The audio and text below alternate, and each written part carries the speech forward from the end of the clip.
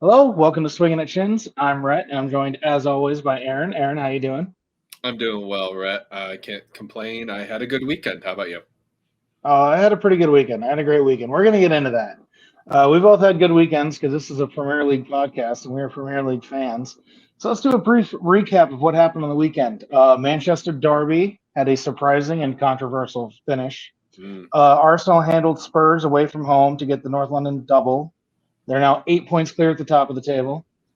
Southampton got a major win over an Everton side that is just drowning itself. I mean, they're eating their young over there. United keeps Villa firing with a 2-1 win over Leeds.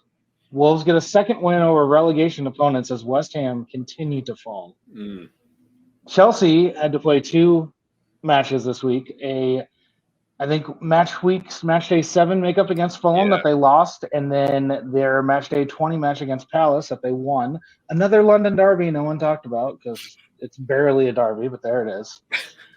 Newcastle get a tight 1-0 win over Fulham after Mitrovic slips on the penalty and hits it twice. Mm, That was a little bit rough. tough break. And what would normally be the biggest match of the entire weekend, but is relegated to maybe the third or fourth biggest match of the weekend. Brighton dismantled Liverpool with a 3-0 drubbing at the Amex. Mm-hmm.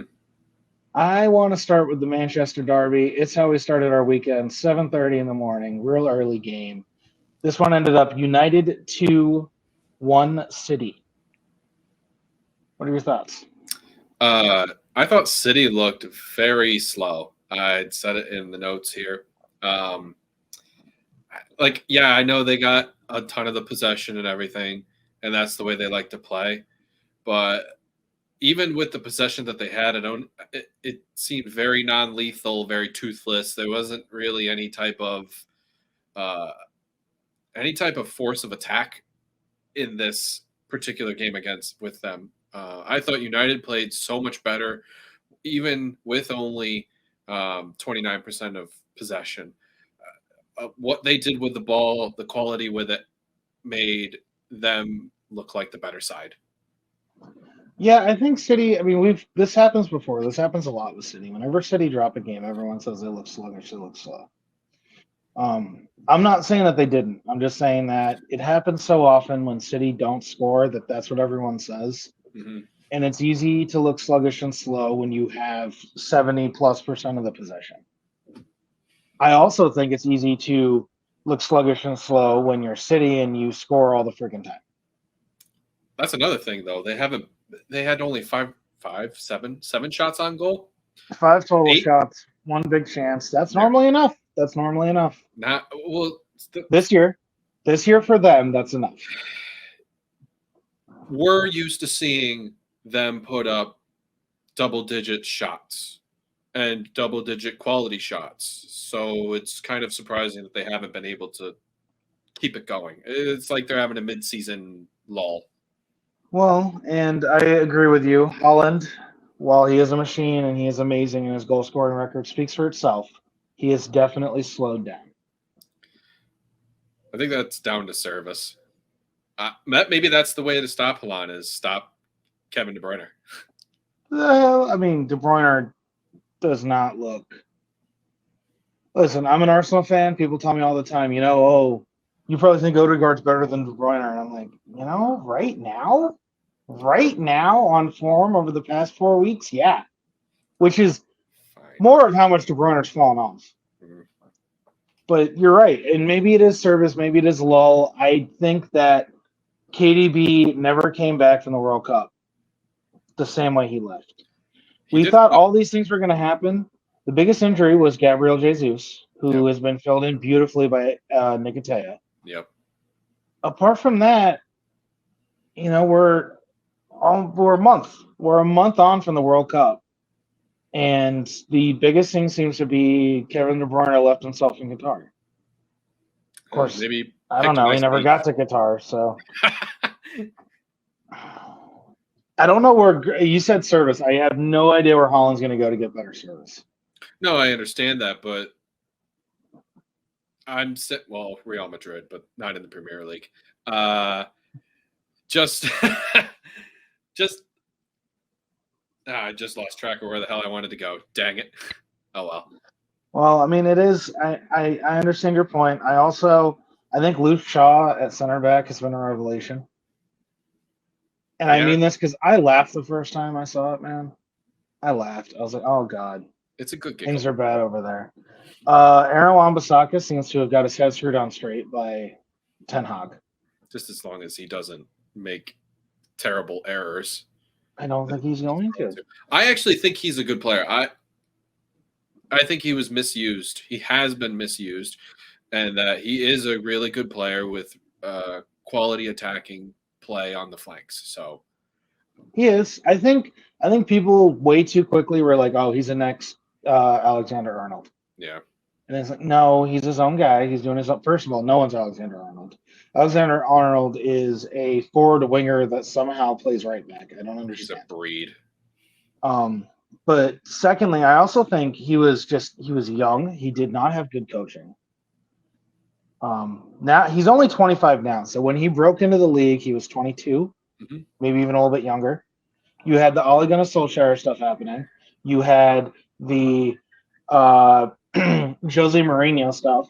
Yep. Jose doesn't know how to develop players. I'm not saying anything controversial there. He's shown it in his all or nothings that he's been in. You show up and you're good enough for me, or you're not playing. So Aaron Wan goes through that. He goes through Ollie. And now he finally has a guy, Eric Ten Hag, who is just used to developing players, Yep. used to getting the best out of whatever he has. And Man United's just on the way up. I agree. I mean, right now they're winning their game right now, 1-0, and they're sitting in second place on points. Yeah, yeah. It goes to show. This is the same team. This is the same team that lost to Brentford 4-0. Yeah, well, And I get it. I get Brentford's a good team, but wow, what a they also turnaround. lost to Villa. Well, I know, but Villa's picked off a couple of the big six. Yes, they have. They have. This is my problem with Manchester United, just as a fan. Like, how can you be this bad for this long? Arsenal has a 3 or 4 year wind up that they have to go through. And they just, oh, hey, you want Casemiro and Ronaldo gone? Yeah, whatever. We'll eat all the money. Here you go. Yep. You know, but no, Ten Hag's done great. However, as good as they played and as wonderful as all this was, I think this should have at most been a 1-1 draw because that Bruno Fernandes goal was just That was pretty. no. That shouldn't have happened. It really shouldn't have. Um, for anyone who hasn't seen it yet, first of all, how you could listen to this and haven't seen the highlights of that, I don't know. But secondly, Rashford was offside for about half the field with the ball at his feet, but because he never touched it and Bruno Fernandes came and kicked it at the last moment, it was decided that it was a good goal. A lot of things went into this. I did some reading about it. So first of all, the rules. You can't prevent an opponent from playing or being able to play the ball by clearly obstructing the opponent's line of vision. He wasn't obstructing anyone's line of vision. You can't challenge an opponent for the ball. At the time, there was no one near him. There was no one near him because he was at offside. But at the time, there was no one near him, so he technically wasn't doing that. He did not clearly attempt to play a ball that is close when the action impacts an opponent. I don't understand that second part. There's one ball on the damn pitch. If you're playing the ball, you're impacting 11 opponents, no matter what you do. So I don't understand the second half of that. I'd like someone to explain it to me. But I thought he was this is where I immediately go, no, here's the problem. Because I do think he was going to attempt to play the ball. And not only that, as a goalkeeper, you cannot be paying attention to his body language on whether or not you're going to play the ball or just hold up. Because everyone who doesn't attempt to play the ball immediately stops to put their hands up and goes, I'm not doing that. And he ran with the ball.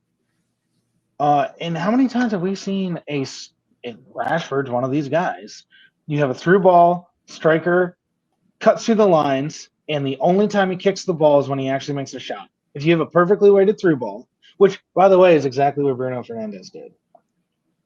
I don't understand how – to me, he Does 3. And then number 4 was making an obvious action which clearly impacts the ability of an opponent to play the ball, which kind of leads into what I was saying.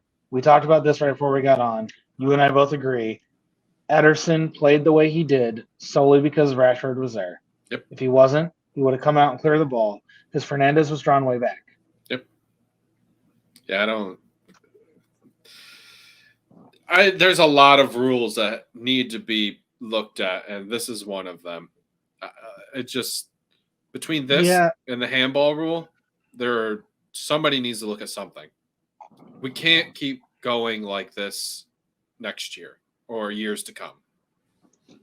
Well, and one problem, to play a little bit of devil's advocate, and I don't particularly like these people. I'm a baseball player and fan by birth, so you know how I feel about umpires just from that knowledge. Yep. You can't make a law that handles every single aspect of the game. So then you say, well, it's up to interpretation, which 9 times out of 10 can get you out of the situation because the referee is right there and he can interpret it the way it should be. Mm-hmm. The problem then becomes what we've done with VAR. VAR only calls down to the referee and says, we believe you've made a clear and obvious error. Yep. VAR, because, and I understand you don't want to take agency away from the ref,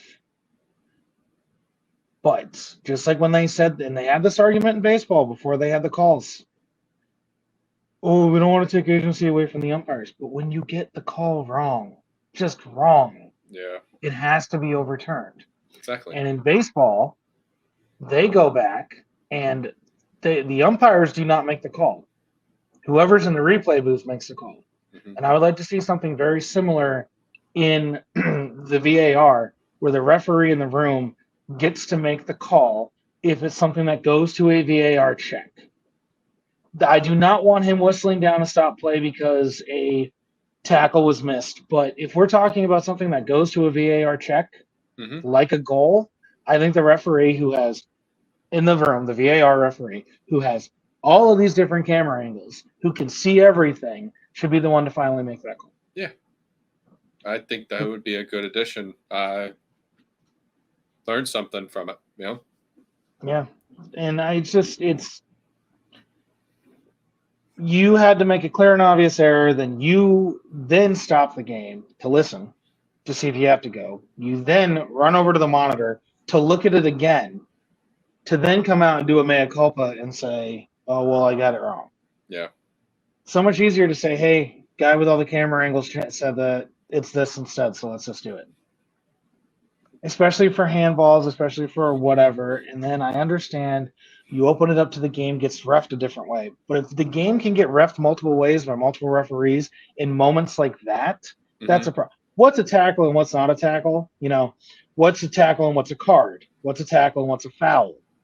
Okay, certain refs are going to have certain ways that they go about that. What's a handball and what is offside? Those rules should be instant. Yep. That should be the same always, which comes back to what you were saying. The rules kind of suck. Oh, well. I mean, not oh, well, but like this is the time we live in right now. And maybe it'll get better. And that's what we hope for. I mean, they're trying to get better. I think it's gotten better. I do. Moving on to my favorite derby of the weekend, North London Derby, Part 2.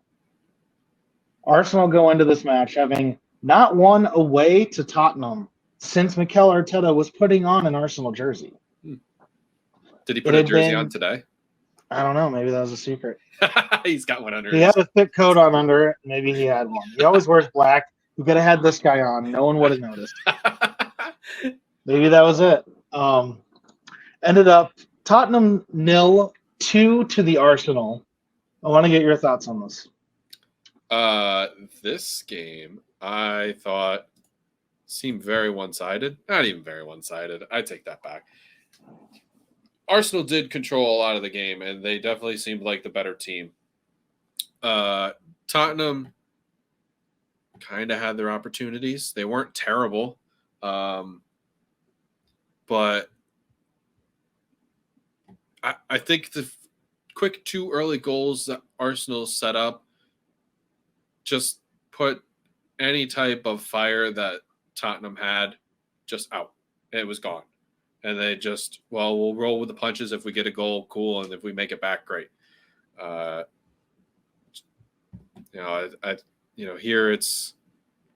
I'm looking at the stats, and XG for both teams is near the same. It's 1.6 for Tottenham, 1.85 for Arsenal. And now I'm starting to recall some more of this game. Aaron Ramsdale was a monster. He definitely, what was it? There was stopped 7 shots, and it was, of those 7, an XG of 2.3 or something like that. So he made that. He's the man of the match. I absolutely agree. His 2.55 on FotMob. Oh, there you go. He was definitely man of the match. I saw. This is a perfect example, and yes, I'm sure I have some bias in this. However, we've taken the double on Spurs, so this is a perfect example when people talk about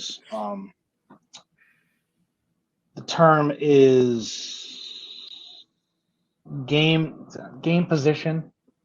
I forget exactly what it's called, but basically you have to take, when you've had 2 early goals or something like that, and then you look at what happened the rest of the match. You look at this, it looks like a very evenly played game on paper. But in the 35th minute, Arsenal was already up 2-0. Yeah. A bunch of Spurs chances came in the second half. Mm-hmm. When Arsenal were definitely playing back. They were playing a little bit more defensively. They were okay with Spurs having the ball. Mm-hmm. Yeah, they had 2 early goals, and after that, they did kind of take their foot off the pedal a little bit. However, the Saka goal, it wasn't like this cheeky, oh my God, we got a goal, thank God. That was like the worst chance we had all match. Yeah. Eddie almost scored right away. Yep. Thomas Partey hit one. I think the goalpost is still shaking. He hit that ball so hard. It's the best hit ball he's probably ever hit in his entire life. It was on a volley. It hit the 90. Yep. Like it was no one was saving that. I mean, Lloris on this day was barely saving anything, but no one was saving that. I think Arsenal had a lot of good chances. I just think the way the game played out, it kind of just evened out. And Arsenal went, we got Saka on a yellow. We got Saliba on yellows. One more. They miss United. We got United coming to town in a week, which is the only team to beat Arsenal so far this year in the domestic league. PSV did get us in Europa. Let's just not worry about it too much. I mean, the 74th minute, Martinelli came off and Kieran Tierney was playing like a left winger for a little bit. I thought that was a little bit odd. I really thought that Zinchenko was going to push up and play the winger, and Tierney was going to drop back. But, the way the game played out was indicative of when the 2 early goals were scored. However, if you take the first 25 to 30 minutes of that game and you play it out for the rest of the 90 minutes, I think Arsenal easily still wins this game. Yeah. And the only reason why Spurs ever appeared to be in it was because Arsenal already had the 2, and they didn't want to push too hard. Yeah. Everyone talks about small squad depth. The Oxford United match, I think, proved that. We have a couple key injuries, and that's that. Mm-hmm. This is the longest I remember, knock on all the wood I have in my apartment. This is the longest I remember Partey being healthy. Heung-min Son had another screamer again. I don't know what's wrong with him. I have no idea what's wrong with him. Was he wearing a mask that day? I don't think he was. So I saw a meme. It was Heung-min Son is the only player on the planet Earth to play worse with a mask. Seriously. He's been terrible. I don't get it. I haven't had a cheek injury, so I can't say that I know how he feels. He wasn't exactly on before the injury, though. No, but I gotta imagine breathing's kind of hard. I do, but all right. So I would take that in a nutshell if it was just Son that was playing like crap for Spurs right now. Yeah. But it's kind of everybody. Outside of Kane, yeah. I do not understand the Christian Romero love. I find that to be a little bit odd. I don't understand why Sessegnon started No, and Perisic didn't. not unless it was like a midweek bounce or something. I'm No, uncertain about, Perisic but that came doesn't in. make sense. I'm at a loss for how Conte's playing this team. I think he's playing to just prove a point at this time. What's the point? The point is he's not getting youth. He had complained about it before, and he had complained about. Oh man, that was a different guy. I'm thinking of Carragher. I think it was Carragher. Had said, "Where's the youth? You know, where's your Sakas? Where's the Martinellis? Where's all these homegrown players? You know, they've got nothing like that. Not nothing, but you know, where's your potential?" And I think he's trying to prove there's not much potential. Because Sessegnon was bought from Fulham for like 20 million. And he's trying to get maybe the board to be like, hey, these purchases aren't helping me out. Either we need to build the youth system or we need to do better scouting. At some point, you have to prove these players that you bought aren't working. I would argue that it's your job to make the players work. I would also argue that he's not doing. I mean, all right. So here's another example. And yes, I understand Casemiro completely changed the face of that team. But Eric Ten Hag came in, and players that were awful, that were not seeing the field. Rashford was a shell of himself. Aaron Wan-Bissaka wasn't making the team. We were talking about all these guys. I didn't want Luke Shaw at left back for United. I mean, I did when we were playing United, much less center back. And now look at all these guys. You have to manage those guys. You have to figure out what's on your team and how do I get the most out of these guys. You know, we talk about this World Cup. The World Cup, you have your guys, and how do I get the best 11 guys in the field? Yep. In club soccer, you create your team. However, you've spent 170 million. That's 120 million more than Arsenal's spent. And I understand that we're talking about youth here, but he has Pape Sarr, he has Sessegnon, you have Kane, you have Kulusevski, who I understand is getting older, and I got out of the youth here for a second. You have Heung-min Son, you have Richarlison, and you can't find a way to win games. And to a certain point, that's on you. When you say, hey, Newcastle United came out of nowhere, Manchester United turned the burners on, Arsenal's been building this project for 3 years, and Man City's Man City, and that's why I didn't get Champions League, because we didn't have enough in the youth. We didn't develop enough guys. That argument makes sense to me. But I'm not going to put out my best 11 because I want more youth and you're not doing enough. I think that's petty. Now, it's Conte. Maybe it is petty. You know, who the hell knows? But they're not playing the way they should. And I was going to say this. I had it in the notes. I was going to say this about the Manchester Derby. United play the way that Conte wants Spurs to play. You can tell. Very counterattacking. Yeah. 29% of the possession, 2-1 win against the reigning champions of England. That's the way Conte used to play all the time. And he can't do it with the Spurs team. And part of me wants to say, that's Spurs, baby. You know, lads, it's Spurs. But it's Conte, and they have the biggest stadium in the country, sans Wembley, and they have money coming out their nose. Their training thing's amazing. They have the English child in Kane, and they can't win anything. They've won the Audi Cup. Does Kane leave this summer? They were talking about it. I know. Kane might leave this January. Honestly, I wouldn't be surprised if Kane goes to the board and like, yeah, I'm done. It's Conte or me pick. At that point, we know who the board picks. Well, I would hope they pick Kane. They would pick Kane. I think they did that with Mourinho, to be honest. Oh. Michael Olise just ripped in a banger tied the score 1-1 free kick. Oh, hell yeah. I do feel bad for Vieira at Palace, and obviously I don't. It felt really dirty wanting United to win, so makes me feel better now that they're losing. By the way, it was the 90th minute. Not losing. They just tied it up in the 90th? Yes. Wow. Good for him. Anyway, enough on the North London Derby. If you want to hear my Arsenal-specific thoughts on that, you can catch me over on Wicked Good Sports at the Way West stand. I am recording that right after I record this, so expect me to look exactly the same. And that will go up same day as this, I believe. If not, it'll already be out. That's on Wicked Good Sports. All the links will be in the description below.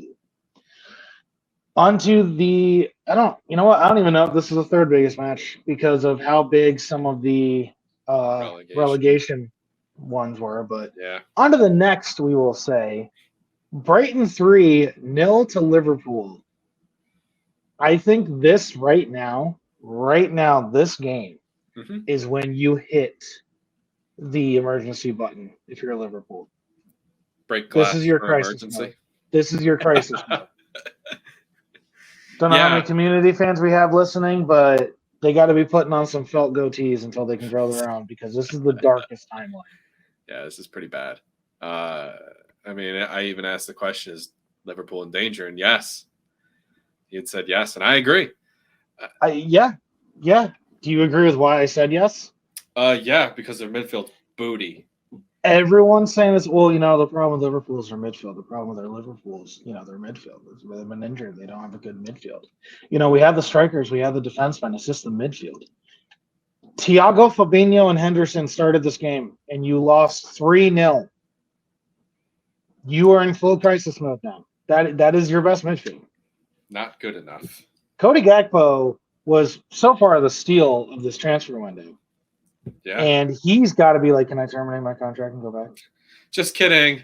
I'd like to go back to PSV, please. Hey, Arsenal's looking for a winger. I bet they'll take me.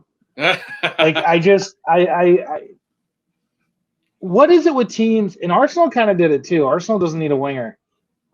Chelsea has an injury crisis. I understand. Yeah. Chelsea doesn't need a winger. I don't think. At least not long term. At least not 7.5 years. Long term. Liverpool didn't need a winger. I didn't think that was their problem either. Yes, Sane left, and I understand Sane played in the wing for them, but Sane's not the issue. They also had Diaz. Diaz is so Sorry, good. not Sane. I said Sane 3 times. I meant Mane. That's going to happen, guys. That always happens to me. But Mane left, and I don't know. This was a very bad Liverpool match, and I understand Brighton's very good. I think De Zerbi's doing amazing. I thought the way he handled the Trossard issue was – I started to write it was Arteta-esque, but I was like, no, that's recency bias. It was Sir Alex Ferguson. It really was. He doesn't want to play. Get him the hell out of here, and then we're going to go beat Liverpool 3-0. If that's not the most Sir Alex Ferguson moment that a young manager can pull off, that was fantastic. I loved it. It sets a precedent for the rest of the club to tell them I'm not taking your S, and you're either going to listen to me and we're going to follow this structure, or go sit in the corner and cry about it. Yeah. He doesn't want to be here anymore. Fine. You're not even in the squad. And not only that, I'm going to tell you you're not in the squad days before.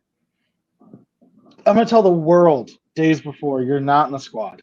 And the squad clearly bought into it. Yeah. Yeah, Liverpool may be a team in crisis, but they're a Big Six team in crisis. And they got outplayed, completely outplayed by Brighton. And this is a Brighton that's supposed to be falling off because Graham Potter left. Yep. Do you think Graham Potter wasn't actually the wizard at Brighton? I don't know how much of a hand he had in scouting and picking players and everything. But if he was the guy doing that, I mean, he seems right now he's buying a bunch of people at Chelsea that are youth oriented. I think he just has an eye for players. So I do think there's a little bit. Who knows how much of that's him, though? I do think it's a little bit, the way he built the squad for success. But he Again, also brought talent. do we know he built the squad? He We're also assuming he did. We're assuming he did because that's what managers do. That's not what goes on anymore for the most part, which is why you see a bunch of managers who are the old managers or are still holdovers complain about not having players they want. You never heard about Alex Ferguson complaining about his players. no. Well, Why? Because Alex Ferguson got his players. For a large part, Wenger did the same thing. You know, I'm beginning to wonder if Brighton is just an incredibly well-run football club. And Potter was just the guy who set tactics and said, yeah, I want this. You know, all right, so you have your team and you have to have your team buy into it. And you're the manager and you're the figurehead and you're the squad leader and you're all those things. But the all or nothing with Arsenal proved that for the most part, Mikel said, I want a guy who can do this and I need him gone. And then Eddie was the one who made it happen and his team, obviously. Mm-hmm. And the fact that De Zerbi has just fallen into this role and is doing the exact same stuff Potter did. And on top of that, when you listen to The Athletic, I mean, Ornstein and Crafton were talking about it. Sorry, I forget who the third guy was. They were talking about the Mudryk transfer, and they're like, we don't even know how much Potter was involved in this. We know Potter said, yeah, I like him. We don't know if Potter said, go get Mudryk. At all costs. Well, and look at what Todd Bowley's doing. Oh, hey, what does Arsenal want? Okay, I'll have that. Oh, yeah, that too. And I mean, he's done that with a lot of things. The whole Enzo Fernandez thing, Arsenal was never in on that, but mostly because Eddie probably knew that it was going to take a $120 million release clause. Yeah. I don't know. As each day passes, Crystal Palace getting a 1-1 draw to United right now. Yep. Definitely makes them look a little better. But when we got to the Chelsea part, if that match wasn't done or if Palace lost, I'm not that impressed with Chelsea at all. I understand they're coming off a win, but you got a squad that costs more than like half the entire squads. You spent more in transfers in this season than like every squad is worth in the championship, and you're sitting 10th. He's had this team for a while, and he had a whole World Cup break. He had 6 weeks to do nothing but make this team be what he wanted it to be, and not good. Do you think he's a Mai Tai guy? He just sat on the beach and drank Mai Tais? He doesn't look like he's relaxed in like 10 years. Guys, we know we're supposed to be talking Brighton, Liverpool, and we somehow got all the way to Chelsea. But yeah, no, he doesn't look like he's relaxed in years. How do you think Liverpool gets out of this? Do they get out of this? Is Liverpool's little magical run over and they're going to go back to being a Liverpool of the aughts in the 2010s? No. Pre-Klopp, the early 2010s? I think they'll go out in the summer and buy players that they... Who's going to buy? We don't even know who's going to own Liverpool in the summer. Well, I guess there's a part of that too where, maybe the players and the coaches are concerned about their jobs and, that issue is bubbling underneath the surface. So maybe. I don't know. Manchester United's also up for sale, and that's been a boon, but maybe that's just how bad the Glazers are. no. As every match goes on, I'm not a superstitious guy, you know that. But this 7-year thing with Klopp, man, I gotta really wonder if in 6 months' time, Liverpool is sitting there in the middle of transition between ownership and no manager. And I understand people said, well, he's never had a team that reached these kind of highs. And we can explain everything away. He played Mainz up beautifully, and then Mainz got relegated because that's the small club that they are. Yep. And then Borussia Dortmund happened, and he, Bayern Munich came and took their heart and their kidneys and their liver and made sure it never happened again. And that's not necessarily his fault either. And this isn't even necessarily his fault. But Liverpool's awful right now. It's a Liverpool hard has watch. to be. They got to be looking at this like they're going to be happy to be in Europe at all. Yeah, I mean, like I said, it's a Right now hard they're ninth. I mean, the jokes with Mudryk going to Chelsea was he's going to be great in the Conference League. I don't even know if Chelsea gets Conference League. Probably. Right now, Maybe Liverpool not. have Brentford, Brighton, and Fulham ahead of them. Just based off Fulham, of by the the way, Fulham is 2 points behind Spurs. I don't expect Fulham to stay up there. I do not think Fulham is a new entrant into the Big Six. But you need one or two of those teams to fall off, and I don't see it happening.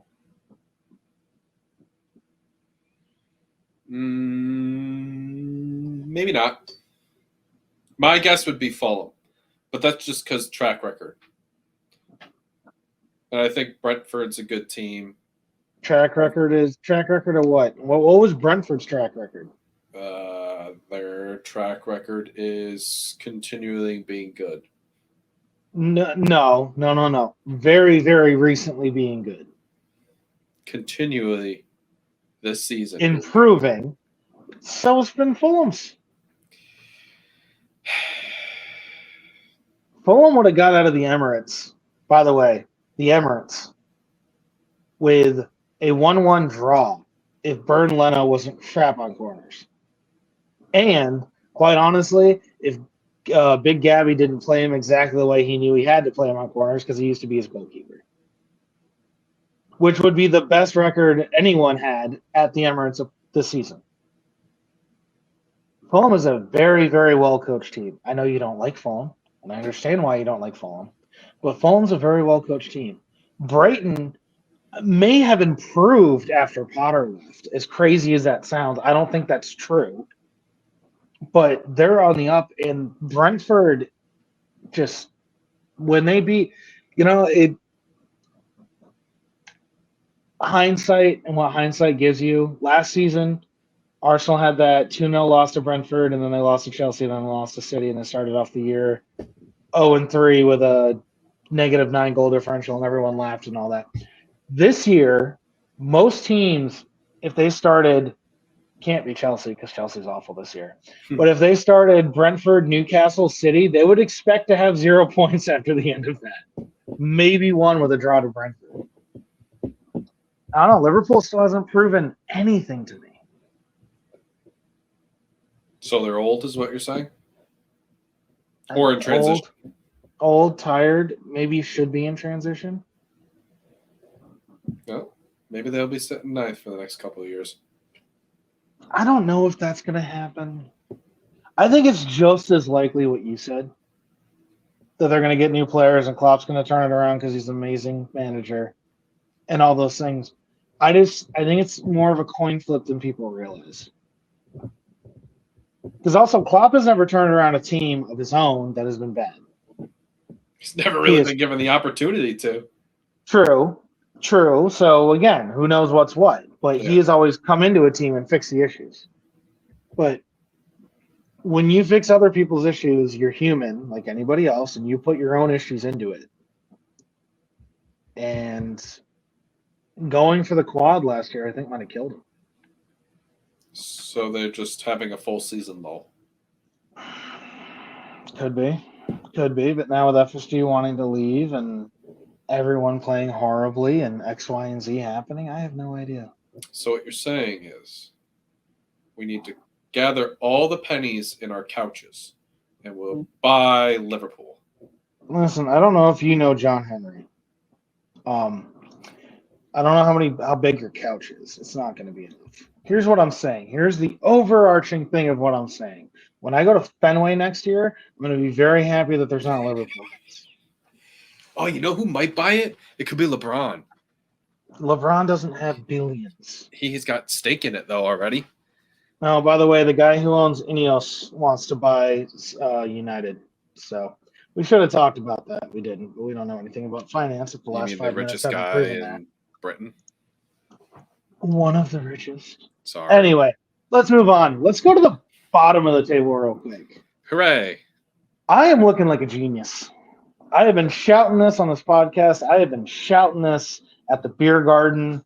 I shouted this at my cats a couple times. Everton are going down, and now they're starting to realize it, and their fans are losing their minds. Oh God, they're crying. I feel bad for them because they are a historic club. But man, if your owners aren't doing what they should be, this is what happens. So there's a little bit. Let's get into what happened. The board did not attend the game, and there was this huge statement put out by the board. And part of it looked a little bit like I'm the victim and virtue signaling and all of that. I don't know. But there was a big statement put out by the board that said, we can't go to the game. There's been credible threats made against us. Now, we're Americans. A lot of us are, you and I grew up in the country. We know people who wouldn't call the police, right? Mm-hmm. But if you're the board of a major Merseyside club, and 2 days after you say there's been threats made against us, the police come out and say, yeah, none of them were reported to us. Oops. Now, I don't know. There's a report that the CEO was put in a headlock. First of all, why are you getting that close to the fans? I understand it's not that big of a stadium, but you have to have your own personal space. That's true of whatever. Ramsdale was on the field and he got kicked by a Spurs guy. That was pretty messed up. I'm assuming a Spurs guy. I don't know. He looked 15. They say he's 35. I have no idea what the hell is going on. I think it was a Spurs fan. But, well, I don't think it was an Arsenal fan trying to pat him on the back, but still. Well, just with his foot. Good job. Good job, foot touch. Fans also confronted Yerry Mina outside the stadium after the match. Yeah. Asking for answers on their form. We know how to get players in and out of the stadium securely. No matter how small it is, we do it all the time. Mm-hmm. Part of me thinks that if Mina did that, he wanted to be out there to talk to them. Now, did that go the way he wanted it to? I have no idea. I haven't watched the videos. But probably not. Anyway, like you said, this is glad. People wonder why we love relegation. I hate that a team has to go down to a point. But matches like this, Southampton come in. Everyone's saying Southampton's going down. They've been the worst team so far to date. Everton's freaking out because they think they're going to go down too. Yeah. They can't lose. The tension's power. It's like a playoff game. Yep. And Southampton come away with a 2-1 victory. Insane. And Everton's going down. They're in free fall. Well, they're definitely in trouble. And the only way they're going to dig themselves out is scoring goals, man. Obviously, that's how you get 3 points. But, I got a really good start. Just wave bye to Frank Lampard. Bye-bye. I've said that too. I never thought he was that good. No. I thought he showed. And I understand. I think part of the problem was everyone went, we went to Chelsea and Chelsea sacked him. So what? Who hasn't been sacked from Chelsea? I've been sacked from Chelsea. I get it. I think he might have deserved it. I think there might have been a gap or a hole left by Carlos Ancelotti as well. I think there was a direction that he wanted that team to go, and all of a sudden Real Madrid said, hey, you want to come coach our team? And he was like, yeah, I want to win trophies. I don't want to battle in mid-table. Well, and we just got done talking about how the manager doesn't get everybody anymore. Who did they go get? Oh God. And I understand that you can't have money come out of thin air. Well, unless you're Chelsea. Unless you're Chelsea, then money somehow falls in your damn lap. But they got worse. They barely survived last year. They got worse. They went and picked up Onana, who was actually a really good player. I watched that game. He's a very commanding force. Myalenko. They picked up Damari Gray, I think, this season or last season. He's been better than what he was at Leicester. They this year got Tarkovsky, and they have a loan with Connor Cody. They picked up Dwight McNeil from Burnley. Right. And by the way, Vincent Company has Burnley playing tiki-taka football and top of the championship right now. I saw that. That's good for him. Not all, I shouldn't say this. The highlighted coaches like Arteta, Ten Hag, and soon to be Company of that tree of Pep have been coaching extremely well. It's a lot like the Bill Parcells tree or the Bill Belichick tree or what have you. I mean, it's true. He's very good. I mean, Pep's also one of those guys. He gives everything away. Yes. He'll tell you exactly who's going to beat you right before he beats you. Anyway, back to Everton. Yes, I understand you have Jordan Pickford and his slicked back hair. Yeah. But your best players on your team are Onana, Pickford, Iwobi, and Dominic Calvert-Lewin, and that is not good enough. No, and I understand that you can't have money come out of thin air, but you did just sell Richarlison. Yes, you did. Anthony Gordon's not good enough. He's too young. I think he could be good enough. I agree with you. But he's way too young. You cannot rely on him. No, I like his talent. I just don't think he's quite there yet. I think you're right. He is too young. By the way, are you ready for this? Oh, they picked up Neil Maupay. But yes, hit me. January 21st. Mm-hmm. I see what you have. You have El Shitako as Liverpool, Chelsea. No. El Shitako is West Ham, Everton on the 21st. Ew. You think someone gets fired from that? No, that's the is that? Bowl. I honestly think someone gets fired. Oh God, yeah. Are you kidding me? If one of them wins, the losing manager has to get fired. Yep. I think David Moyes has to go. They were 6th last year, and now they're 18th. So bad. I don't understand that turn either. They're playing incredibly bad. The teams that are down here are playing incredibly bad and deserve to be down here. I think Southampton. I don't know. I want to see Southampton come back. I like them. They can stay. I think they're like an Everton, and they've been. By the way, I think. Yeah, I mean Southampton. West Ham's a surprise. Southampton, Everton, and West Ham are both. They're the relegation teams right now. That's crazy to me. Although again, Bournemouth is in free fall. Yeah, they are. If anyone just plays a little bit better than Bournemouth, if you sneeze just a little bit harder. Wolves is on the way up. I've had 2 matches, the Everton match, and I believe it was their Southampton match. And I said those are 2 big matches where if they win, I think they stay up. And they've won both. And now they're out of the relegation zone. That's true. I do not think Wolves is the next Brentford or Brighton. No. But I think they're going to stay up. And I think people who think they're not are crazy. They might sit 17th or something. I think this is exactly where they'll finish, 16, 17. Yeah, again, it's hard. I mean, look at – so the biggest gap in this table is Arsenal to Man City. Yeah. At 8 points. After that, it's same for 2nd and 3rd, 1 point to 4th, 5 points to 5th, 2 points to 6th, 1 to 7th, 1 to 8th, 1 to 9th. Oh, 9th and 10th are tied, actually. Wow. Holy crap. Liverpool and Chelsea are on. Oh, Liverpool, what the hell happened?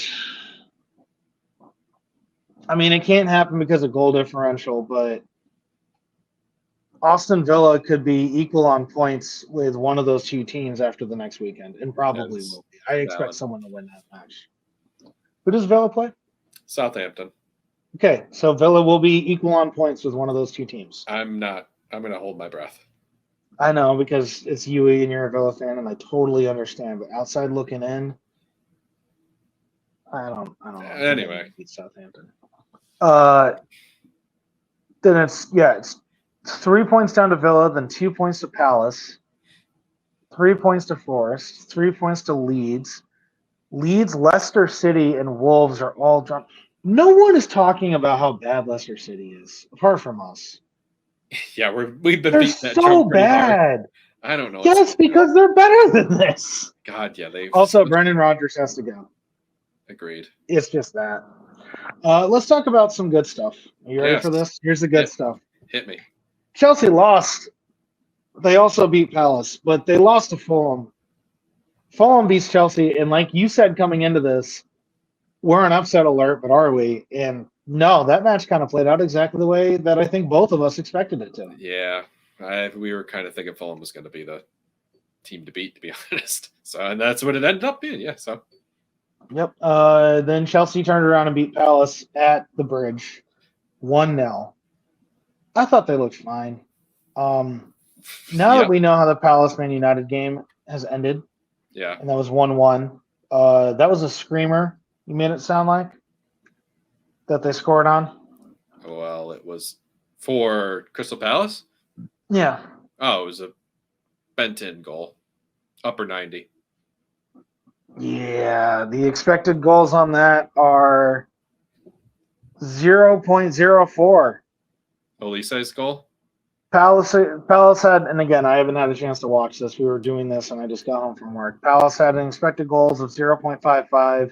Manchester with 2.10. I think Manchester United clearly outplayed them.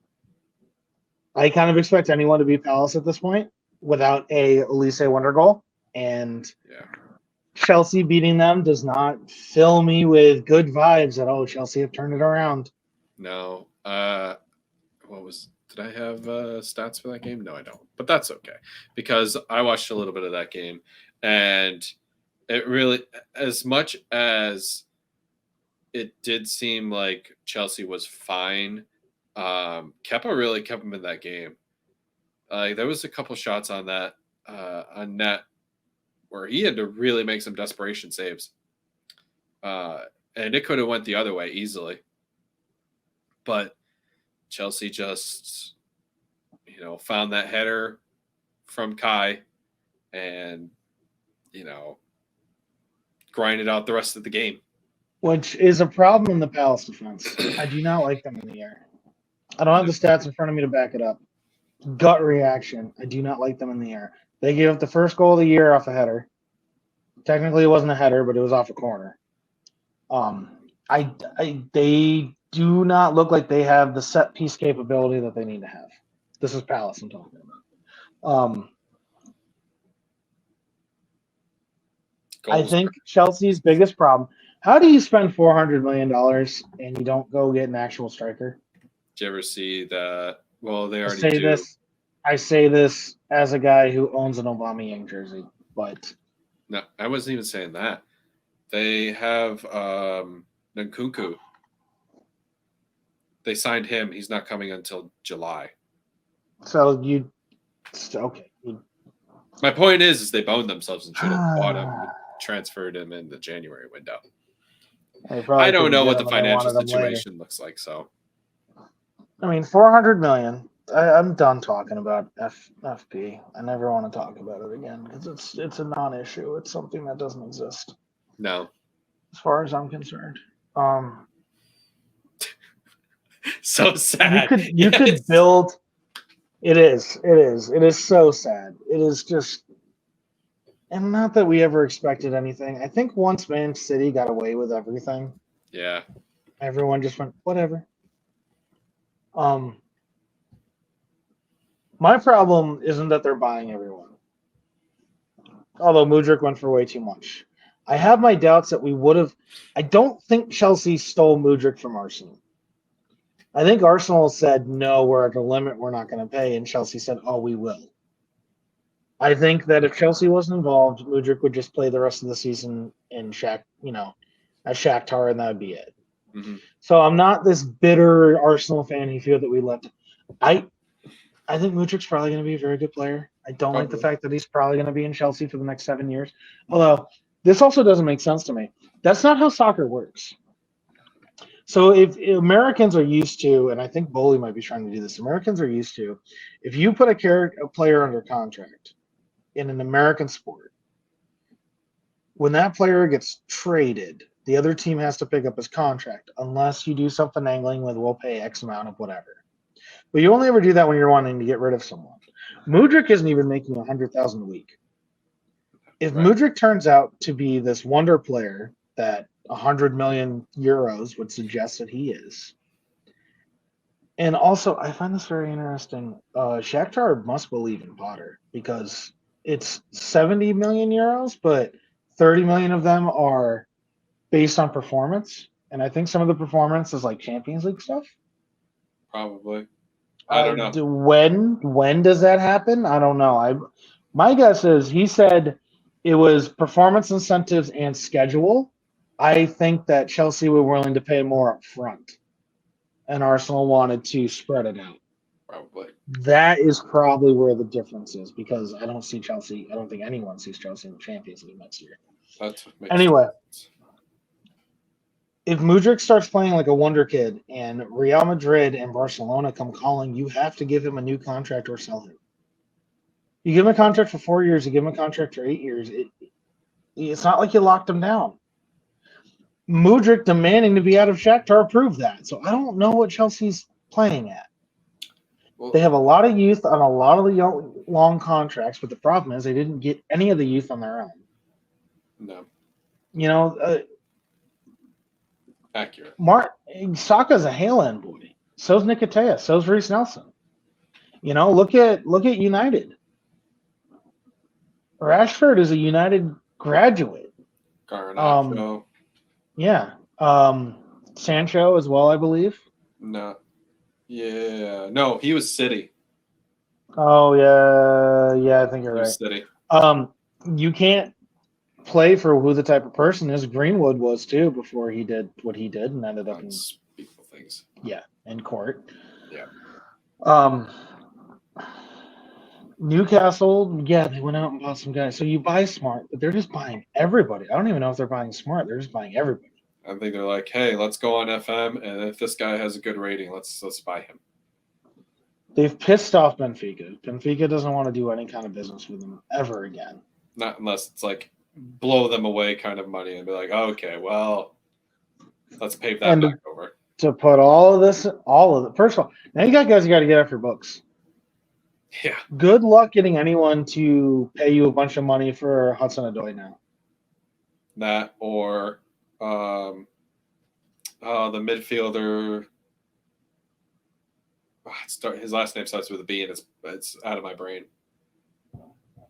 But he's on loan. They have so many people on loan right now too. They've been doing that for years. You have Loftus-Cheek still. Yep. I don't understand how. I don't know. Are you talking about Broha? No, you're talking about a guy on loan. He plays on AC Milan. And yeah, I understand Reece James is out and Conte's out and Pulisic is out for whatever that's worth. And Chilwell's out. And looks like Mendy's out. Although Kepa's been playing well enough, that probably doesn't matter. But you still, in all this money, haven't bought a striker. Nope. And one Kai Havertz header is not enough to make me think, oh, there he goes. He's going to start scoring now. Who do they even? It is weird. It's As weird. A forward, their only forward that I would ever play in a 9 position right now, maybe Fofana, but Abba. Abba's the only number 9. And hope that he just actually starts scoring. Actually, not maybe Fofana. Actually, Fofana. I think Fofana's a little bit young, but right now I'd put him in. Fofana has played for. He's a young kid. Moldy. Yeah, the Norwegian league. I was looking for the league. I'm like, I'm not going to try to pronounce that. Yeah. Same league, Bodo Glimtsen. And Bodo Glimt plays north of the Arctic Circle, and it's tiny now. I'm not trying to crap in the Norwegian league, but not exactly an enormous league. But is that Nava? Apart from that, I don't really know. There's no one up. Maybe Felix, if he can not get a red card again. Yeah. For the next 6 God, games. what a sidestep that was. Oh, we got Felix, we got Mudryk. Yeah, okay, you way overpaid for Mudryk, and you already lost Felix for like a third of the time you're going to have him. Great job. And you way overpaid for Felix. So All right, we're starting to go a little bit long. So real quick, Newcastle Fulham. We talked about this. Yep. 1-0. Sorry, feels like it should be 1-1. 1-0. Hard fought, tough game. Yep. Really hard done by Fulham to not be a draw. Yeah, I mean, especially they get that PK, and they could have gone ahead. I think it was. They could have gone ahead 1-0. Yeah, that would have put them ahead 1-0. And unfortunately, or fortunately, Mitch double kicks it, and I said he messes up, and I'm going to walk that back because he didn't mess up. The groundskeeper for Newcastle should get a pat on the back. That guy gets a raise. How worried are you about Guimaraes? Have we heard anything about him? I haven't heard anything. They better hope he's okay because he's definitely. He came off in tears. That's not good. That's not good at all. No. For Newcastle, they better hope he's okay. But luckily for Newcastle, they are also in a transfer window, and they could go out and get a loan replacement. So, it's not the end of the world, but it could be. We could see them drop. They could spiral a little bit. I don't think they're going to spiral. I said a little bit. I didn't say all the way. I think they end up fourth. Mostly because I don't know who comes above them. My guess would be my guess, if you wanted me to guess, would be boy, there's a big gap. Never mind. Yep, that's what I was saying. Anyway, Alexander Isak came on, scored. Mm-hmm. That's good. I mean, it's good for them. Yeah. Everyone's talking about lack of depth with Arsenal. I think it's also lack of depth with them. Not horrible lack of depth, but it can happen. I think Isak is better than Willock, who played for Arsenal for a long time. I'm glad Willock's playing well, but I think Isak is a step up. So that helps an awful lot. Looking ahead, West Ham Everton, huge match. Mm-hmm. Liverpool Chelsea would be the marquee matchup, but it's not. And then on Sunday at 11:30, again, Arsenal play, this time against Man United. Man United is the only team that's beaten Arsenal so far this year in the domestic leagues. Not the domestic cups. Yes, we lost to Brighton. But that's going to be a big match. Yep. Ooh. Even bigger match if Man United had won today. Yeah. That really would have carried some weight. But it's still big implications. So enormous implications. I mean, 8 points clear. If United were to 8 points, Arsenal are 8 points clear with the game in hand. If United wins that match, they're 5 points back. And then City, who are playing Spurs, so City will probably also be 5 points back too. However, if Arsenal win that match, then Man United drop 11 points back, and everyone can stop talking about it being a three-horse race for a minute, I think. Yeah. So West Ham and Everton are actually on TV too. Oh, watch that, guys. That's going to be a fiery match. Those are two big teams that would normally be playing this match to see who ends up 5th or 6th, but is now playing this match to see if one of them can possibly get out of the relegation zone. Mm-hmm. Another craptastic match, Bournemouth versus Forest. I would agree with that normally, but I think Forest wins this one easily. I don't know about easily. I don't think Forest wins anything easily. I think they win this one easily. This is one of those matches that if they get relegated, you're going to look back at a loss here and say this is when it happened. Probably. But I think Forest win. Agreed. I don't like the word easily. That's my only problem. I say easily. You know what? I bet they put in 3 goals. Maybe. Man City, Tottenham tomorrow. Beautiful, beautiful thing. Is that a replay? Leicester Brighton. Rematch? I'm sorry, not a rematch. Tomorrow. Oh. Yeah, it is. It is. It's the match day 7, round 7 makeup. Yep. Okay. Arsenal's round 7 makeup, for those curious, is Everton. So. Okay. Sounds like a W. Easy match. I don't care if it would help us in the league or not. I cannot even root for Spurs to draw. That just feels so wrong. Oh. It's funny. It's funny listening to talk. Like, I was listening to Instagram stuff, and it's people who were hardcore Spurs fans, and then one of the questions was, if Tottenham won the Champions League, but Arsenal won the domestic league, the Premier League, would you be okay with that? So I'm going to ask you, but in reverse. If Arsenal won the Champions League, but Tottenham won the Premier League, how would you feel?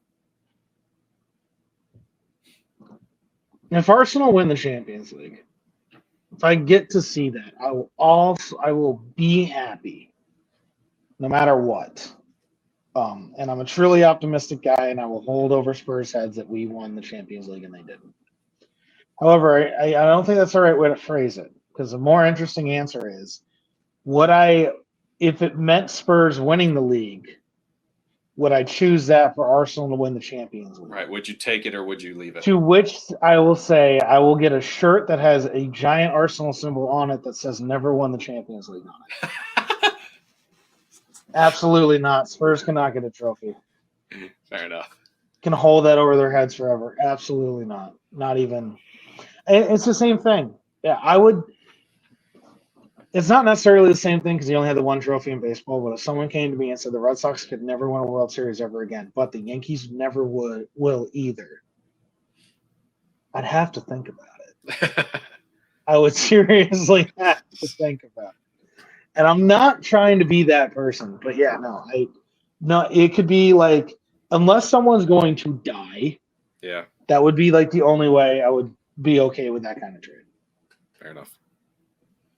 Now, City or United or whatever winning the league, if we get the Champions League, I'm perfectly okay with that. Well, yeah, you don't care about that. That's not the comparison. I don't know. I really don't like United. Don't. But it's not your biggest rival. For a while they were. For Spurs started to start spending money and call themselves part of the Big Six. You know what I'm looking forward to? Big knock on wood, because I don't want to jinx it.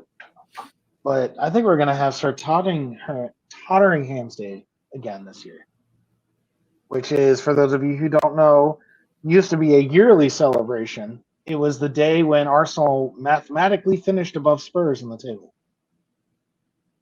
And it was a beautiful, beautiful day. It's likely. When do you think it'll happen? When do you estimate it? Season goes a little bit later this year, doesn't it? Yeah. Let's see. We are. Wow. I always forget. I love this. We're 14 points up. Yeah. So match week 30, 31 maybe? Fair. I would say sometime. Whatever April, May. And if they continue to. The 8 times 3 is 24. If they continue their free fall, and we continue the clip we're on, and those are two big ifs. Mm. I could see it being with 8 games still to play, maybe with 7. But I think that's what's going to happen again. I think City's going to turn it back on. United very well may keep up to a point. I can see but that. I think City's going to turn it back on, and Arsenal are going to run away as best they can. Mm-hmm. And if they continue to play the same way, I think you're going to see 2 to 3 teams on the top of the table, and then a big gap, and then everybody else. Yeah. If Newcastle stay, I wouldn't be surprised. But right now, Newcastle are 9 points off. So that's quite a lot. I could see them sitting in the top 4. Definitely, they're going to Europe, some European tournament next year. Yeah, no, I agree. But only because I don't trust Spurs and Fulham to catch it. Or Brighton. Right. No, I agree. Yeah. That's such All right, guys. So that is where we're at. This has been, I think, maybe one of our longest episodes yet. Most certainly. But a lot to talk about. A lot of things happened. Two big derbies. Chelsea's awful. We all like crapping on Spurs. Life is good. Liverpool's terrible. Yeah. Also, Liverpool's terrible. To any of the Liverpool fans listening, sorry. I'm sure I they actually- feel almost the same way. I feel better about Chelsea being terrible than I do about you guys being terrible. So take that for whatever it is. Yeah. All right, guys. If you are still listening, thank you very much for listening. You can find us on YouTube, on Spotify, on Apple Music, on Audible, and anywhere where Anchor FM puts out podcasts. You can find that guy on the Villa Villa. He just put out an episode on Wednesday, the 18th. Yep. I think it was The Good Times Keep Rolling or something along those lines. Keep the I'm good getting time. ready. Keep the good times rolling. I'm getting ready to record The Way West Ham with Brian. And please check out Wicked Good Sports. Everything you want. Hockey coverage, basketball coverage, football coverage, baseball coverage. Aaron and I might put on different hats because the World Baseball Classic is 50 days away. Yo. March might be kind of busy for us. March might be like another World Cup again. So we'll see about that. That'll not be the on. World Baseball Classic, honestly. I do too. It's a good time. I do too. Anyway, that is it for us. Thank you very much for listening. Appreciate it, everybody. Well, guys, that was an episode of Swinging at Shins. We appreciate you for coming out and listening to us. If you guys want to hear or see more, we have links in the description below. We hope to hear from you soon and hear more about what you have to say.